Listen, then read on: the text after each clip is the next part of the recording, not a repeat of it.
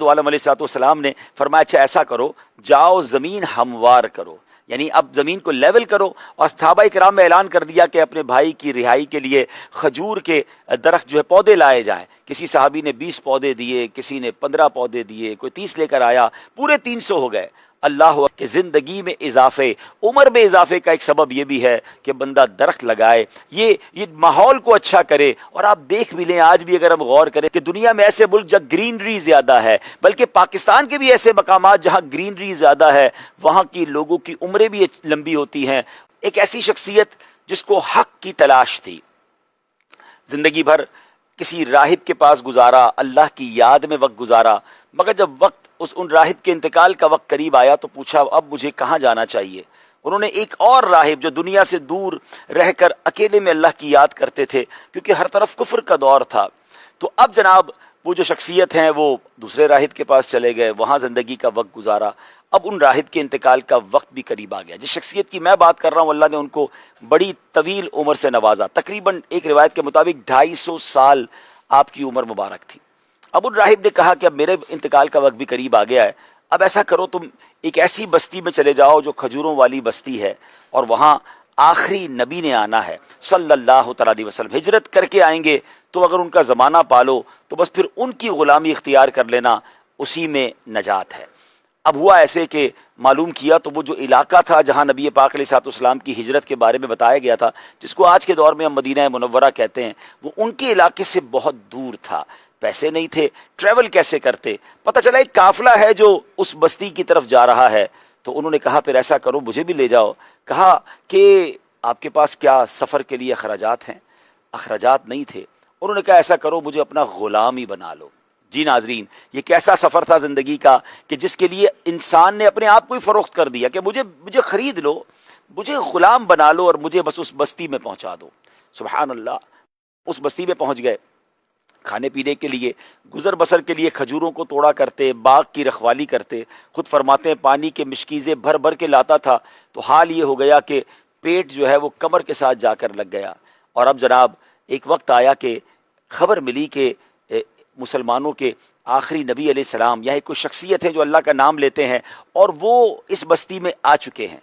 फ़ौरन खजूरों का एक थाल लेकर उनके पास गए। अच्छा, राहिब ने निशानी भी बताई थी कि जब तुम उनको पालो तो उनकी निशानी ये है कि वो सदका जो है वो खुद तनावुल नहीं करते, बल्कि जो तोहफ़ा है उसे कबूल फरमाते हैं।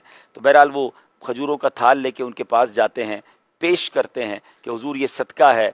तो हुजूर अलैहिस्सलाम ने अपने ग़ुलामों को खिला दिया, एक निशानी पूरी हो गई। दूसरे दिन फिर खजूरों का थाल लेकर जाकर पेश करते हैं कि हुजूर ये हदिया है, ये तोहफ़ा है। तो सरकार दो आलम अलैहिस्सलाम ने उसमें से खजूरें तनावुल फरमाई। एक निशानी और बताई गई थी कि उनकी पीठ पर कबूतर के अंडे की तरह मोहरे ख़त्म नबूवत होगी। अल्लाह अकबर। अब वो कहते मैंने देखा नबी पाक चादरें ओढ़े कहीं तशरीफ़ फरमा है, और हवा से कभी कभी चादर हटती है, कभी वापस आ जाती है, कभी मैं दाईं जाता हूँ, कभी बाईं जाता हूँ कि किसी तरह वो मोहरे नबूवत देख लूँ। और सुबहान अल्लाह, नबी पाक मुस्कुराए, जान गए कि दिल की कैफियत क्या है। अपनी चादर हटाई और कहते हैं मैंने वो ख़त्म नबूवत की, वो मोहरे नबूवत जो है उसको देखा, उसे खूब चूमा। अब सरकार दो आलम अलैहिस्सलाम ने फरमाया कि मेरे पास आ जाओ। तो पता चला कि हुजूर मैं तो अपने आप को फ़रोख्त कर चुका हूँ, मैं तो ग़ुलाम हूँ। मेरे आका अलैहिस्सलाम ने फरमाया जाओ अपने आका से बात करो कि आज़ादी के लिए क्या वो रकम लेगा।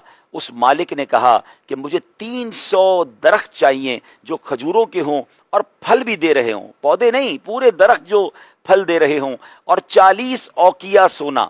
ये तकरीबन नाजरीन 1600 दिरहम चांदी बनती है, बहुत बड़ी अमाउंट बनती है। ये दोगे तो फिर तुम्हें आज़ादी नसीब होगी। अब क्या हुआ?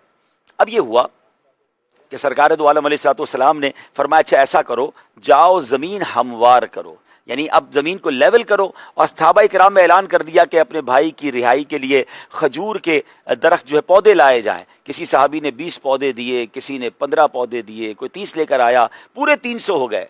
अल्लाह अकबर, ये कैसे ग़ुलाम मुस्तफ़ा हैं कि जिनकी रिहाई के लिए मेरे आका अलैहिस्सलाम ने अपने हाथों से एक रिवायत के मुताबिक पूरे 300 पौधे लगाए, और एक रिवायत के मुताबिक 299 पौधे नबी पाक ने लगाए।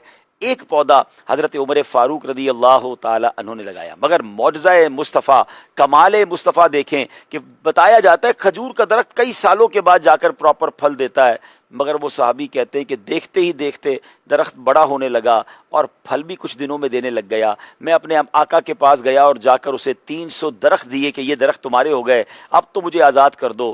کہتا ہے 40 اوکیا یعنی 1600 درہم چاندی بھی لانی ہوگی۔ اب کیا ہوا ناظرین، اب نبی پاک نے تھوڑا سا سونا دیا، کہا جاؤ اس سے چاندی خرید کر اپنی جو ہے وہ قیمت ادا کر دو۔ تو کہتے حضور یہ تھوڑا سا سونا 40 اوکیا 1600 درہم کے مطابق چاندی کیسے بن جائے گا؟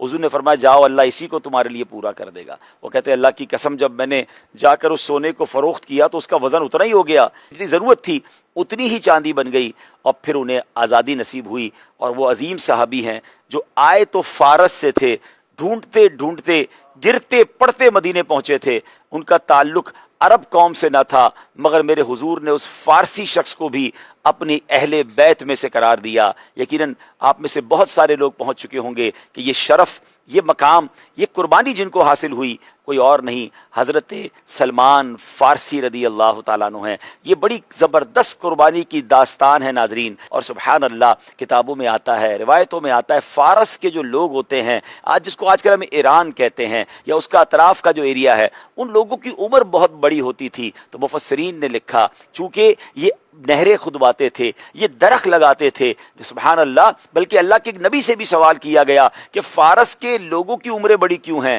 تو فرمایا رب کی بارگاہ سے جواب یہ ملتا ہے کہ چونکہ یہ میرے شہر آباد کرتے ہیں، یہ درخت لگاتے ہیں، یہ کھیت اگاتے ہیں، تو اللہ ان کی عمروں کو بھی دراز کر دیتا ہے۔ تو سبحان اللہ یہ بھی فارمولہ پتہ چلا کہ زندگی میں اضافے، عمر میں اضافے کا ایک سبب یہ بھی ہے کہ بندہ درخت لگائے، یہ ماحول کو اچھا کرے۔ اور آپ دیکھ بھی لیں آج بھی اگر ہم غور کریں کہ دنیا میں ایسے ملک جہاں گرینری زیادہ ہے، بلکہ پاکستان کے بھی ایسے مقامات جہاں گرینری زیادہ ہے، وہاں کی لوگوں کی عمریں بھی لمبی ہوتی ہیں، ان کی صحت بھی اچھی